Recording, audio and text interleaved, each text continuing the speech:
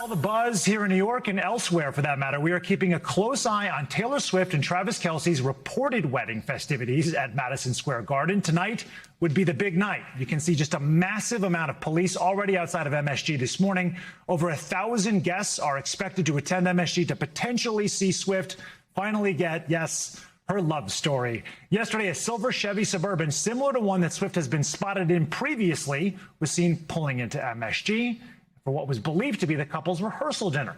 You can also see a white tent outside that went up where cars were pulling in out to allegedly drop guests off. NBC News correspondent and Swiftie expert Emilie Ikeda, there's not even anyone in your class, joins us now with questions still swirling about this. Look, we've been couching it, allegedly this, potentially that. You actually spoke to Brad Paisley. What did he tell you? Yes, we are trying to kind of pull back the veil of privacy around this. But he spoke very, I would say, coyly, carefully, because remember, guests, they had to sign NDAs as they click through the electronic invitation, according to sources. So they are being careful with what they share. But Brad Paisley shared, first of all, that he was so honored, impressed, and really moved by the couple starting off their wedding. He said, with an act of generation, remember we reported how $26 million the couple donated to charities across the country, including one belonging to Brad Paisley. Here's what he had to say on that.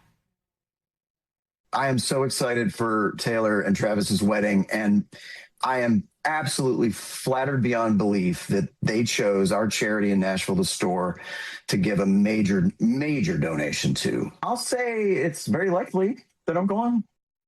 You see that? I love it so much.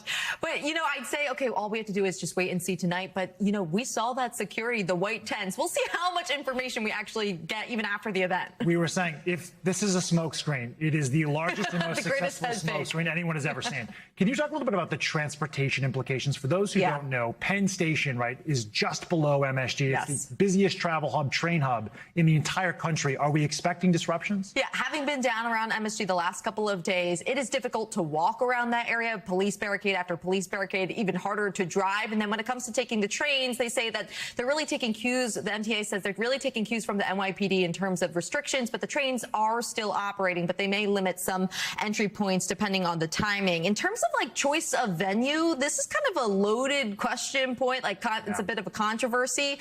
Some people are like, why MSG? I will say, like, no offense, it's a little ugly, but think of her creativity here. She can make it into anything. And then also there's just the privacy, the control element. And it's the merging of two worlds, football and concerts perform in arenas. Right? America's two loves, married, you might say, together in the beautiful MSG arena. Emilie, our royal wedding. Thank you, my friend. Appreciate you.